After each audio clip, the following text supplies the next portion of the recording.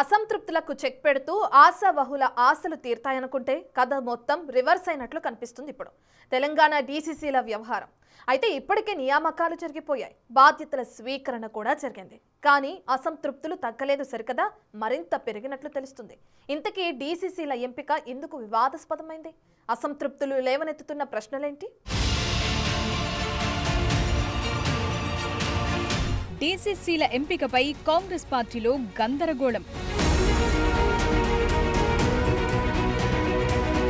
ఎంతో ఆశతో ఎదురు చూసిన ఆశావహులు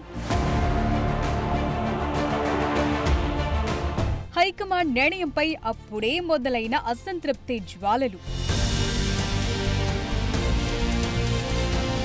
షరతులన్నీ కాకమ్మ కబుర్లేనా అంటూ నేతల ప్రశ్నలు.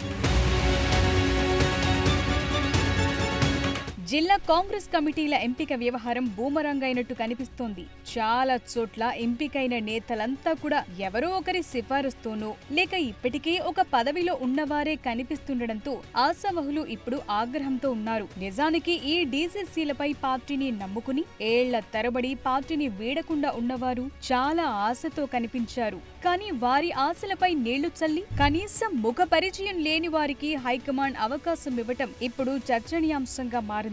గతంలో పార్టీ మనుషులను గుర్తించి బాధ్యతలను కట్టుబెడతామంటూ రాష్ట్ర వ్యవహారాల ఇన్ఛార్జ్ మీనాక్షి నటరాజన్ వ్యాఖ్యలను గుర్తు చేసుకుని మరీ నవ్వుకుంటున్నారట కొందరు కాంగ్రెస్ నేతలు.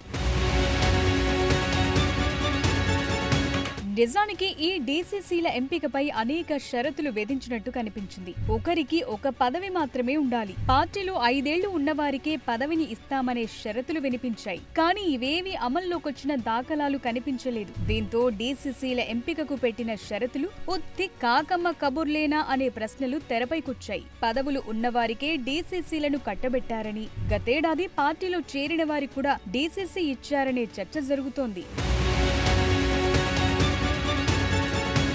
నల్గొండ కొత్త డీసీసీ అధ్యక్షుడిగా పున్న కైలాష్ నేతను ఎంపిక చేయటంపై మంత్రి కోమటిరెడ్డి వెంకటరెడ్డి తీవ్ర అసంతృప్తితో ఉన్నారు. వెంటనే కైలాష్ ను పదవి నుంచి తొలగించాలని డిమాండ్ చేస్తూ సీఎం రేవంత్ రెడ్డికి లేఖ రాశారు. కైలాష్ తనపై తన కుటుంబంపై అసభ్యకరంగా మాట్లాడారని కోమటిరెడ్డి ఆరోపించారు. అలాగే కైలాష్ పై కేసు ఫైల్ చేయాలని నల్గొండ ఎస్పీకి సైతం మంత్రి కోమటిరెడ్డి లేఖ రాశారు. అయితే దేనికి ఓ కారణముంది.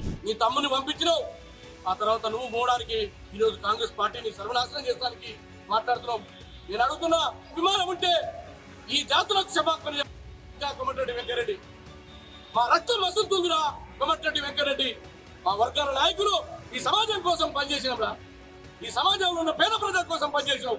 కానీ నువ్వు దళారు లెక్క దొంగ రాజీనామాలు చేసి ఆ రోజు కిరణ్ కుమార్ రెడ్డి దగ్గర దొంగ బిడ్డల కోసం ఇలా బహిరంగంగా తనను విమర్శించిన కైలాష్ ను డీసీసీగా ఎంపిక చేయటాన్ని తీవ్రంగా తప్పుపడుతున్నారు కోమటిరెడ్డి వెంకటరెడ్డి. ఇక హైదరాబాద్ డీసీసీ ఎంపికపై కూడా నేతలు అసంతృప్తితో ఉన్నారు. ఈ నిర్ణయాన్ని వ్యతిరేకిస్తూ ఇన్ఛార్జ్ నేతలు, ఎమ్మెల్యేలు ఏకంగా కార్యక్రమాన్ని బహిష్కరించారు. అసలు హైదరాబాద్ లో పార్టీ బలంగా లేదనుకుంటున్న సమయంలో ఇలాంటి నిర్ణయాలు సరికావనే చర్చ జరుగుతోంది. ఇక సిట్టింగ్ డీసీసీకి మరో ఛాన్స్ ఇవ్వరనే చర్చ జరిగింది. కానీ మళ్లీ ఏకంగా 5గురు నేతలకు అవే బాధ్యతలను అప్పగిస్తూ కాంగ్రెస్ హైకమాండ్ నిర్ణయం తీసుకుంది. మెదక్, ములుగు, నాగర్ కర్నూల్, పెద్దపల్లి, నారాయణపేట డీసీసీలకు పాత నేతలనే మళ్లీ కొనసాగించారు. ఎమ్మెల్యేలు, కార్పొరేషన్ చైర్మన్లకు డీసీసీ పదవులు ఇస్తే ఏళ్ల తరబడి పార్టీ కోసం ఎలాంటి పదవులు లేకుండా పనిచేస్తున్న నాయకుల సంగతేంటి అనేది ఇప్పుడు నేతలు వేస్తున్న ప్రశ్న. ఇక ఇచ్చిన వారిలో చాలా మంది జూనియర్లున్నారు. డీసీసీ అంటే జిల్లాకే బాస్. మరి అలాంటి బాస్ జూనియర్ అయితే అతను చెప్పే మాటలు, తీసుకునే నిర్ణయాలు సీనియర్ నేతలు వింటారా అనేది మరో ప్రశ్న. ఒక్క కోమటిరెడ్డి మాత్రమే కాదు, మరికొంతమంది మంత్రులు కూడా డీసీసీల ఎంపికపై అంత హ్యాపీగా లేరని తెలుస్తోంది. కొందరు మంత్రులు తాము అనుకున్న వారికి పదవులిప్పించుకున్నారని, దీంతో మిగిలిన నేతలు హ్యాపీగా లేరనే గుసగుసలు వినిపిస్తున్నాయి. మొత్తానికి పార్టీకి మరింత బలంగా మారి స్థానిక సంస్థల ఎన్నికల్లో మంచి ఫలితాలు రాబట్టడానికి కారణమవుతాయనుకున్న నియామకాలు ఇప్పుడు రివర్స్ లో పనిచేస్తాయా, నష్టాన్ని చేకూరుస్తాయా అనే చర్చ మొదలయ్యేలా చేసిందనే టాక్ వినిపిస్తోంది.